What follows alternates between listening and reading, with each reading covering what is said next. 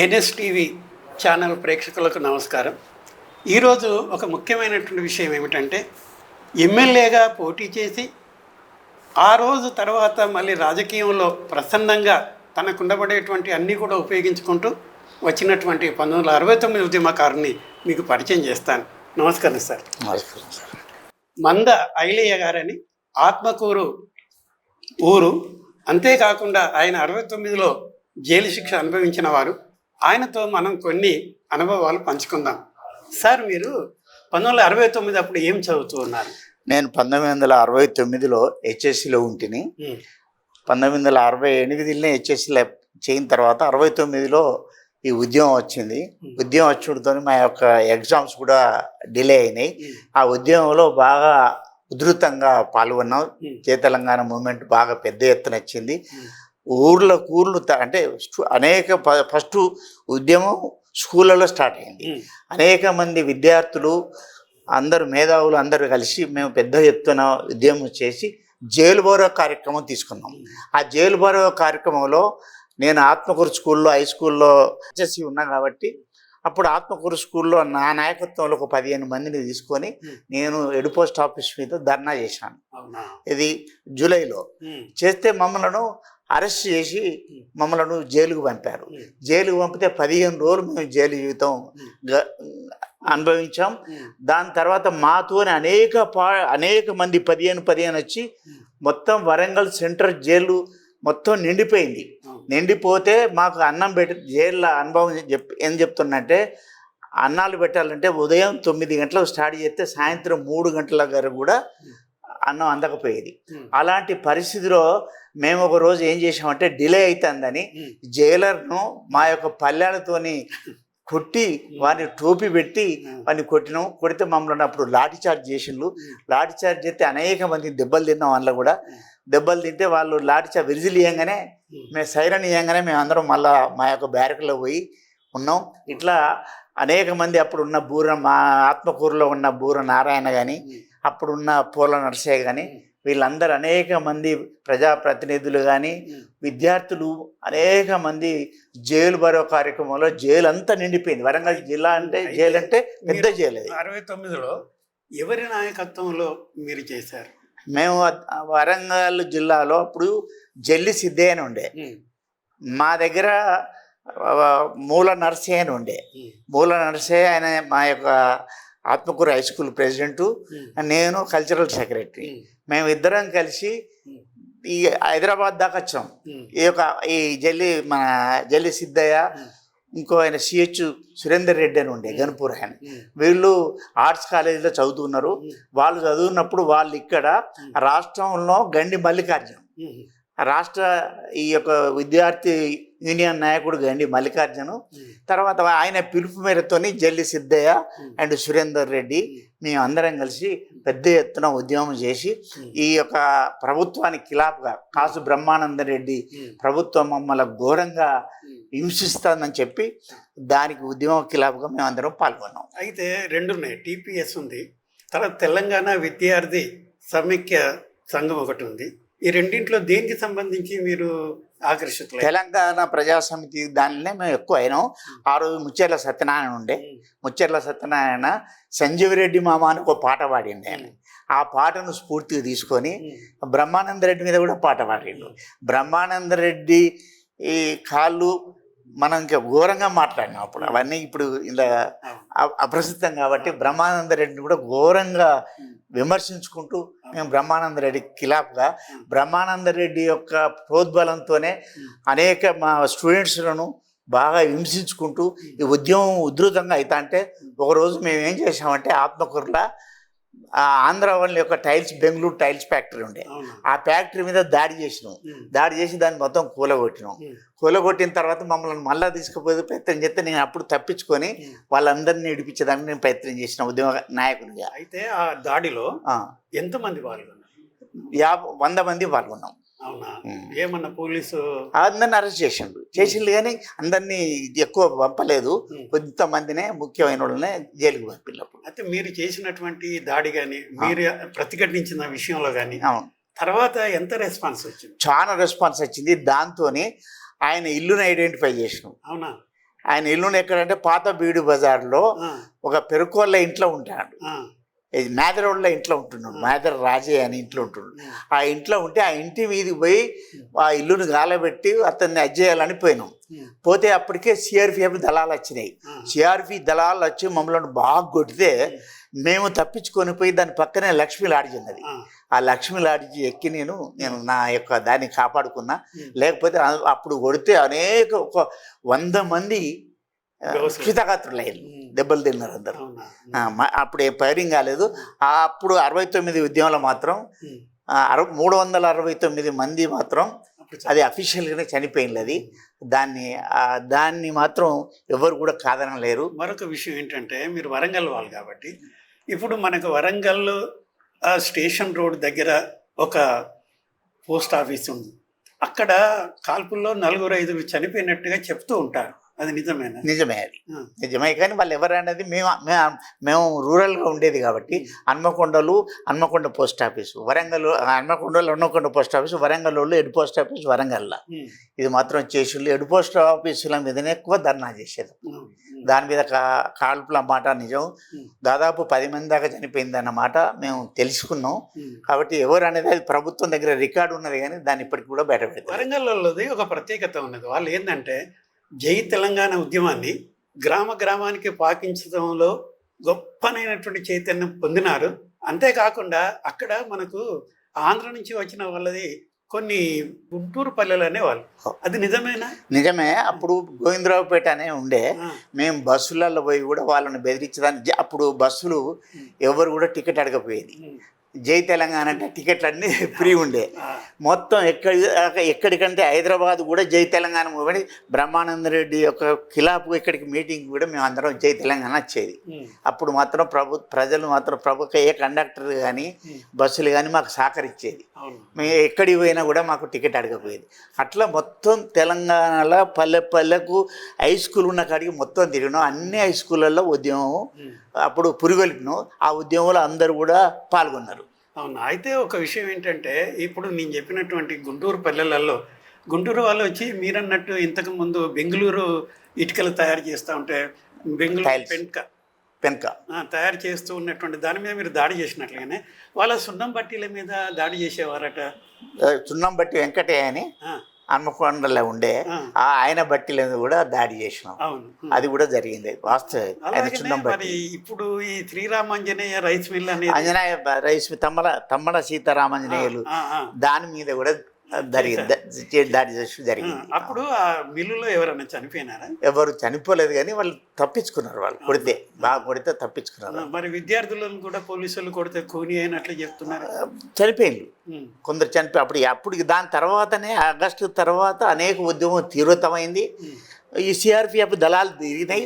వాళ్ళు March past చేస్తా అంటే భయపడేది. అయినా కూడా వాళ్ళు వచ్చి కొడతారన్న భయం ఉన్నా కూడా మేమందరం విద్యార్థులం అప్పుడు భయపడకుండా రోడ్ల మీదకి వచ్చేది. గుంటి అండ్ కంపెనీ మీద దాడి జరిగిన తర్వాత మొత్తం జయప్రకాష్ నారాయణ రోడ్డునే వాళ్ళు మొత్తం కర్ఫ్యూ పెట్టింది వాస్తవం. ఎన్ని రోజులు పెట్టారు? దాదాపు 15 రోజులక ఎవరిని ఆ బజార్కి పోకుండా చేసి. అవునా? ఇది నిజమే. అయితే అయితే చాలా మంది అంటూ ఉంటే ఇంత పెద్ద పోరాటం అక్కడ జరిగిందా? ఏమిటి జరిగింది? వరంగల్లోనే ఎక్కువ జరిగింది. హైదరాబాద్ తర్వాత తెలంగాణ ఉద్యమం జరిగింది వరంగల్న. ఇప్పుడు మా స్టూడెంట్ అనేక మంది మిత్రులే, మాతో సమకాలికులే. జల్లి సిద్ధయ్య కానీ సురేందర్ రెడ్డి కానీ వీళ్ళందరూ కూడా బాగా ప్రాముఖ్యత ఉంది. అప్పటికే తక్కలపల్లి పురుషోత్తమరావు గారు ఎమ్మెల్యేగా ఉండే కదా, ఆయనను సదాలక్ష్మి గారు తర్వాత వీళ్ళు ఒక బ్యాచ్ ఉండేసి అసలు ఈ తక్కెళ్ళపల్లి పురుషోత్తమరావు గారి ఆధ్వర్యంలో వరంగల్ వాళ్ళంతా కూడా చాలా గొప్పగా తీసుకొచ్చారు ఈ ఉద్యమాన్ని చెప్తూ ఉంటారు. అయితే ఆనాడు జరిగినటువంటి సంఘటనలు ఏమైనా గుర్తున్నాయా? తక్కళ్ళపల్లి పురుషోత్తమరావు గారు కాదు, కానీ మాకు అంటే పురుషోత్తమరావు ఉన్నాడు, మా దగ్గరే ముచ్చెల సత్యనారాయణ ఉన్నాడు. వీళ్ళిద్దరు మాత్రం బాగానే లీడ్ తీసుకున్నారు. తెలంగాణ ఉద్యమంలో బాగానే సపోర్ట్ చేసిండు. తర్వాత ఎప్పుడైతే 71లో ఎలక్షన్ వచ్చినాయి, పార్లమెంట్ ఎన్నికల్లో ఇందిరాగాంధీ ఎలక్షన్ పెట్టిన తర్వాత 71 పార్లమెంట్ ఎన్నికల్లో సదాలక్ష్మి గెలిచిన తర్వాత 72 మళ్ళా ఎన్నికలు వచ్చినాయి. 72లో అప్పుడు వీళ్ళందరూ అప్పుడు 71 గెలిచిన పార్లమెంటు సభ్యులందరూ కూడా కాంగ్రెస్ చెన్నారెడ్డి యొక్క నాయకత్వంలో కాంగ్రెస్కు సరెండర్ అయ్యి ఆయన ఏదో గవర్నరు ఆయనకి ఏదో ఇస్తానంటే మన ఈ యొక్క ఉద్యమాన్ని తీసుకుపోయి కాంగ్రెస్ పార్టీలో విలీనం చేశాడు. అదే అందుకే చెన్నారెడ్డి గారి మీద ఒక బ్యాడ్ ఇంప్రెషన్ ఏముందంటే ఆనాడు గెలిచినటువంటి 11 మంది ఎంపీలను కాకాను ఒక ప్రయత్నంగా చేసేస్తే దానికి మూలంగా చెన్నారెడ్డి గారు చాలా ప్రయత్నం చేసి ఈ టీపీఎస్నే అనిచేసిండు అనేది వచ్చింది. చేసిన తర్వాత దాని తర్వాత కూడా ఈ మన భూపతి కృష్ణమూర్తి లాంటి వాళ్ళు వీళ్ళందరూ కూడా అదే టీపీఎస్లో అట్లే ఉండి అంత అయినా కూడా దాన్ని కంటిన్యూ చేసిండ్రు. 72లో ఎలక్షన్ అయితే కూడా ఆయన 72 ఎలక్షన్లో కూడా టీపీఎస్ తరపునే పోటీ చేసిండు. మా దగ్గర శాంపేట మాకు అప్పుడు మా అసనపర్తి కాన్స్టిట్యూన్సీ ఉండే. మా కాన్స్టిట్యూన్సీలో రౌతు నరసింహారావు ఆయన కాంగ్రెస్ తరపు ఉండే. తర్వాత పోలేపాక ఆనంద్ అని టీపీఎస్ తరపున నిలబడ్డారు. మేము టీపీఎస్కే ఆయనకు ఓటేసాం 72లో. 72 తర్వాత ఈ ఎమర్జెన్సీ వచ్చింది. ఎమర్జెన్సీ వచ్చిన తర్వాత అప్పుడు ఎమర్జెన్సీకి వ్యతిరేకంగా కూడా మేము పోరాడినాం. ఎమర్జెన్సీకి తక్కల పురుషోత్తరావు అప్పుడు ఏమైందంటే కాంగ్రెస్కు ఎంగళరావు ముఖ్యమంత్రి కాగానే ఆయన ఆ పార్టీకి పోయిండు. పోయిన తర్వాత ఆయన ఆత్మకూరులో ఒక సమావేశం పెడితే ఆయన యొక్క సమావేశానికి కూడా మేము వ్యతిరేకించాం. నువ్వు ఇలా అందరినీ తెలంగాణ ఉద్యమం వచ్చింది, తెలంగాణ ఉద్యమ పుణ్యంలో నువ్వు ఎమ్మెల్యే అయినావు, కాంగ్రెస్ పార్టీలో చేరి ఇలా తెలంగాణ ఉద్యమాన్ని అణగార్చేటట్టుగా దేశంలో ఎమర్జెన్సీ పెట్టింది. ఎమర్జెన్సీ ఖిలాఫ్గా మేము మాట్లాడితే మీరెవరు అని మాట్లాడదని నేను అప్పటికే 70లో సర్పంచ్ అయినా. అయితే నన్ను ప్రశ్నించింది. ఏ రాజకీయ పార్టీతో అయినా నేను 70లో కొందరు ఇండియా మన కాంగ్రెస్ వాళ్ళే సపోర్ట్ చేసిండు. కానీ అప్పుడు ఈ రాజకీయాలు గ్రామ రాజకీయాల్లో పెద్ద లేదు కదా. ఒక ఇద్దరి పటువారి రెడ్డి వీళ్ళిద్దరి మధ్యన నన్ను యునానిమస్గా సర్పంచ్ చేసి. అయితే ఒక విషయం అండి, అప్పుడు మనం అనుకున్నటువంటి ఇప్పుడు ఈ తెలంగాణ సిద్ధాంతకర్త జయశంకర్ గారు మీకు పరిచయంగా ఉండేనా? లేకుండే. దాని తర్వాత ఆయన ఈ ఉద్యమం తర్వాత ఆయన ఎక్కువ ప్రాచుర్యం అయింది. ఏది 69 ఉద్యమం తర్వాత ఆయన ఎక్కువ దానికైనా 69 ఉద్యమంలో వారి యొక్క రోల్ ఎక్కువ మాకు తెలియదు. 69లో మీరు హెచ్ఎస్ చదివిన అన్నారు కదా, తర్వాత మరి పై చదువులకు వెళ్ళి పీయూసీలో జాయిన్ అయినా నేను 69లో. అప్పుడు ఏంటంటే 69 ఉద్యమంలో జనవరిలో మా రిజల్ట్ వచ్చిన తర్వాత మేము ఆర్ట్స్ కాలేజీలో పీయూసీలో జాయిన్ అయినా. అప్పుడు జల్లి సిద్ధయ్య వీళ్ళందరూ ఉండ్రి. నేను 70 జూన్ 12వ తారీఖు నేను సర్పంచ్ అయినా. అయితే మీ హెచ్ఎస్సి 69ఏనా? 69లో ఒక చిన్న పెద్ద రికార్డుగా చెప్తూ ఉంటారు. అదేమిటంటే పరీక్షలను బహిష్కరించండి. ఇతను రాగానే చెన్నారెడ్డి రాగానే ఒక నినాదం వచ్చింది. దాంతో పరిష్కరించడానికి వాళ్ళు ఏం చేశారంటే హెచ్ఎస్సి ఎవరు రాస్తున్నారో పరీక్షలు రాయొద్దని వాళ్ళు బంద్ పెట్టారు. ఆ పరీక్షలలో చాలామంది ఆబ్సెంట్ కావడం వల్ల మెమోస్ అన్నీ కూడా ఏ గుర్తులు వచ్చేది. అప్పుడు అది ఒక రికార్డుగా చెప్పేవాళ్ళు. ఇది నిజమేనా? కొంతవరకు నిజమే. మేము ఏం చేసినామంటే మమ్మల్ని ఇస్లామియా స్కూల్లో వేసిండు అప్పుడు సెంటర్. అప్పుడు మేము ఆత్మకూరు నుంచి డైరెక్ట్ ఇస్లామియా సెంటర్కి వచ్చి ఇస్లామియా సెంటర్లో మేము అప్పుడు ఎగ్జామ్ రాసిన తర్వాత మేము అప్పుడు ఫస్ట్ క్లాస్ పాస్ అయినాం. ఇప్పుడు ఏంటంటే మర్కజీ అనేది హన్మకొండలో ఒక స్కూల్ ఉండేది. అక్కడ కూడా ఎవరు కూడా పోకుండా అందరూ స్ట్రైక్ చేసేసి ఆబ్సెంట్ అయినారు. ఇట్లా ఉద్యమం అంతా కూడా పై అధికారులు అంటే పైన చెప్పేటువంటి నాయకులతోటి వాళ్ళు ఫాలో అయ్యేటువంటి వాళ్ళు అట్లా వచ్చినాయి. మీకేమైనా ఇటువంటి సంఘటనలు? మాకు అలాంటి సంగతి జరగలేదు. తర్వాత ఈ ఉద్యమంలో ఎక్కువ పాల్గొని వీళ్ళు పోలీసు అణచివేతలు, సిఆర్పిఎఫ్ అణచివేతలతోనే మాకు ఎక్కువ అది ఉన్నది, కానీ దాంతో మాకు సంబంధం లేదు. అయితే 2014లో తెరాస ప్రభుత్వం తెలంగాణ రాష్ట్రం ఏర్పడ్డది కదా, కాబట్టి అప్పటి నుంచి మీరు ఉద్యమకారులుగా ఏమైనా ప్రయత్నాలు ఏమైనా చేశారు? నేను తెలంగాణ ఉద్యమంలో పాల్గొన్న తర్వాత మా పార్టీలనే నాకు కొద్దిగా అసంతృప్తి అనిపించి నేను బీఆర్ఎస్ పార్టీ పోయినా 2009లో. 2009లో పోతే ఎందుకంటే కేసీఆర్ తెలంగాణ ఉద్యమాన్ని నడుపుతున్నాడు కదా. ఈ కేసీఆర్ వలన అధికారాన్ని మన పార్టీ కనుక వచ్చే ఉంటే ఏమన్నా చేతుడనే ఉద్యమానికి మేము తెలంగాణ ఆయన యొక్క మాటలకు ఇన్స్పిరేషన్ అయిన తెలంగాణ పార్టీలో చేరిన తర్వాత 9 నుంచి చేరినాక అనేక రోజులు పనిచేసిన తర్వాత కూడా ఆయన యొక్క అధికారం వచ్చేదాక బాగానే ఉన్నాడు. నేను అసలే లేను, ఆ బీబీ మియా బీబీ మీ ఇద్దరే ఉంటాం తప్ప నా కొడుకుని కానీ నా బిడ్డను కానీ ఇన్వాల్వ్ చేయను అన్నాడు. వాళ్ళని ఇన్వాల్వ్ చేసిండు. పార్టీ 2014లో అధికారం వచ్చిన తర్వాత వాళ్ళకు టికెట్ అని అన్నాడు, కొడుకు టికెట్ ఇచ్చిండు. తర్వాత మళ్ళీ ఎంపీ ఎన్నికలు వస్తే బిడ్డకు టికెట్ ఇచ్చిండు. ఆమె ఓడిపోతే మళ్ళీ ఎమ్మెల్సీ చేసిండు. రెండోసారి వెళ్ళిపోతే స్వార్థం చూసారు, ఆయన స్వార్థం చూసాము. కాబట్టి నన్ను కూడా ఎప్పుడు పోయినప్పుడల్లా బాగా ఆయన దగ్గర ఉన్న గొప్పతనం ఏంటంటే బాగా గుర్తుపెట్టుకుంటాడు ఆయన. ఎల్ఐ గారు మీరు ఈసారి రెండోసారి 89 ఎన్నికలప్పుడు 19 ఎన్నికలప్పుడు అన్నాడు కదా, నిన్ను పిలిపించుకుంటా, ఈ ఎన్నికల కాగానే నిన్ను పిలుచుకొని నీకు ఏదన్నా అది చెప్తాడు. కానీ నన్ను పిలుచుకోలేదు. నేను ఎన్నిసార్లు పోయినా కూడా అది కూడా ఇవ్వలేదు. 69 ఉద్యమకారుడిగా మీకు ఏ మాత్రం ఆయనే గౌరవం ఇవ్వలేదు. గౌరవం ఇవ్వలేదు.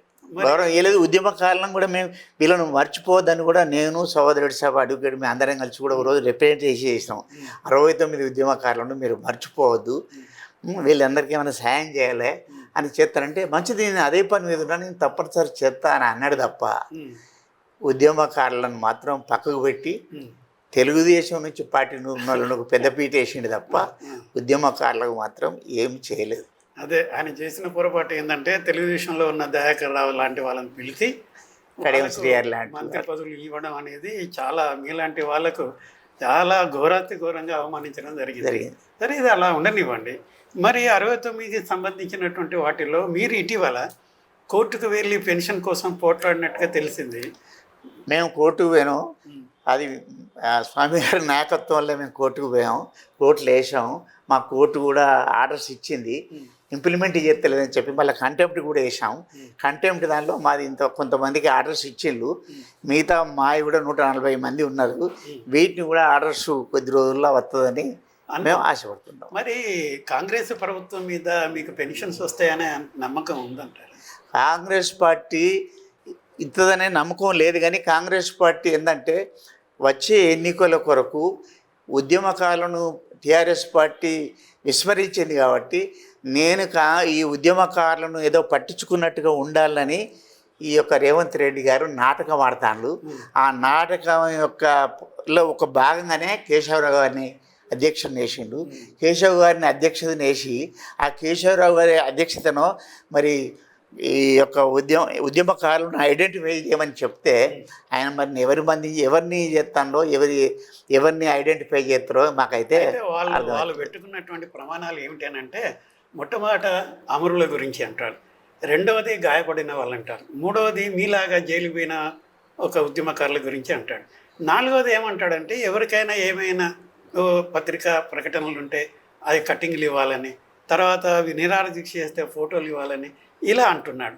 దీంతో ఏమవుతుందంటే అంతా కన్ఫ్యూజనే ఉన్నది. కాబట్టి ఈ కమిటీ రేపు ఉద్యమకారులకు ఏమైనా మేలు చేస్తుందని భావన ఉందా? నాకైతే వీళ్ళు 69 ఉద్యమకారులకైతే ఏం చేయదని మాకు కోర్టే అవుతుందని ఒక నమ్మకం ఉన్నది. ఎందుకంటే 69 ఉద్యమంలో మన తెలంగాణతో పాటుగా దేశంలో జార్ఖండ్ కానీ, తర్వాత ఉత్తరాఖండ్ కానీ, తర్వాత ఛత్తీస్గఢ్ కానీ, తర్వాత అక్కడ అండమాన్ కానీ, వీళ్లకు కేంద్ర ఆ రాష్ట్ర ప్రభుత్వాలు రాగానే బీజేపీ ప్రభుత్వాలు రాగానే వాళ్ళకు అక్కడ పెన్షన్లు ఇచ్చారు.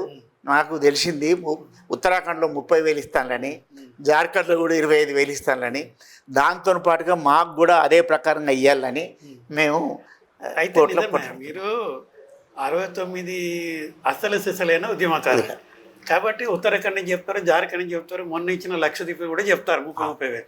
కానీ ఈ రోజులలో కొంతమంది అంటే ఆ పేరు చెప్పొద్దు కానీ 4,000 వీళ్ళకి చాలు అనే దగ్గరికి వీళ్ళు వస్తారు.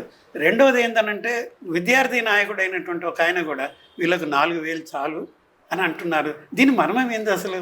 అది తప్పు. 4,000 అనేది ఆసరా పెన్షన్లు. అవేమన్నా 4,000 అంటే ఎవరికి 65 సంవత్సరాలు దాటిన వాళ్ళకు, ఉద్యమంలో పాల్గొనే వాళ్ళకు ఓల్డ్ ఏజ్ పెన్షన్ కింద 4,000 రూపాయలు ఇస్తాను. వీళ్ళు ఏమైనా 4,000 పెన్షన్ల కొరకు మేము యాడ్ చేసినామో అది తప్పు. 4,000 అనేది మాట తప్పు. ఉద్యమకారులను అసలైన ఉద్యమకారులు ఇప్పుడు కూడా ఎవరైనా జైలుకు పోయిన వాళ్ళు ఉంటే ఇంట్లో కూడా వాళ్ళ జైలు సర్టిఫికెట్లు కాకుంటే వాళ్ళ ఏమైనా వారెంట్లు ఉంటే నువ్వు వాళ్ళని కూడా ఐడెంటిఫై చేసి వాళ్ళకు కూడా న్యాయం చేయి. మినిమం 25,000 రూపాయలు, తర్వాత ప్రయాణ ఛార్జెస్ కానీ, తర్వాత వాళ్ళ ఉండేదానికి స్థలం కానీ, వాళ్ళ పిల్లలకు ఉద్యోగం కానీ అట్లా చేస్తే బాగుంటుందని నేను ఈ యొక్క కేశవరావు గారి కమిటీకి నేను విజ్ఞప్తి చేస్తున్నాను. అయినా మనం అనేది ఏంటంటే మీరు అసలు స్థితిలో వాళ్ళు కాబట్టి మీరు కోరుకునేది చాలా ఉన్నతంగా ఉంటుంది. ఆ ఉన్నత స్థితిలో 30,000 డిమాండ్ చేసేసి కోర్టులో పోరాడుతున్నారని అన్నారు మీరు. మీను ఆదర్శంగా తీసుకొని వీళ్ళు పోరాడొచ్చు కదా, వీళ్ళు ఎందుకు ఇట్లా ఈ 4,000 5,000 కమిటీలకు జారబడి ఉంటున్నారు వీళ్ళు? అందరూ కొందరు స్వార్థపరులు ఎక్కువైపోయినారు. ఈ ప్రభుత్వం కూడా దాదాపు 3 కోట్ల మంది ఉంటే 1.5 మంది ఉద్యమంలో పనిచేశారు. అంటే అప్పుడు అందరూ కూడా సకల జనుల సమ్మె కానీ సాగరహారం కానీ తర్వాత రైతులు కూడా బండి కట్టుకొని గ్రామాన కూడా బండ్లు కట్టుకొని వాళ్ళు రోడ్డు మీదకి వచ్చి ఉద్యమం చేసిండ్రు. అంతమందిలో ఐడెంటిఫై చేయలేదు కదా. ఎవరైతే ముఖ్యమైన ఉద్యమం చేసినలో వాళ్ళని ఐడెంటిఫై చేసి తీస్తే మాకు కూడా అభ్యంతరం లేదు. వాళ్ళకు కూడా న్యాయంగా ఇవ్వాలి. మీరు అన్నది నిజమే. ఫ్రీడమ్ ఫైటర్స్ అప్పుడు ఇది 47 తర్వాత మనకు వస్తే 52లో ఇచ్చారు ఫ్రీడమ్ ఫైటర్స్కు. అప్పుడు 42 కోట్ల మంది ఉంటే 1.6 అంటే 1,60,00,000 మందికి ఇచ్చారు.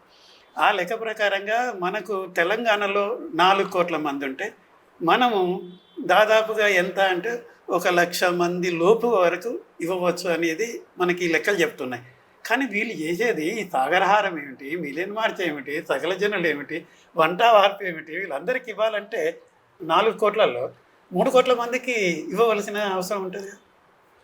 కానీ వాళ్ళందరినీ కూడా వాళ్ళు తెలంగాణ రావాలి, మా తెలంగాణ మాకు రావాలనే ఉద్దేశంగా అందరూ కూడా పాల్గొన్నారు.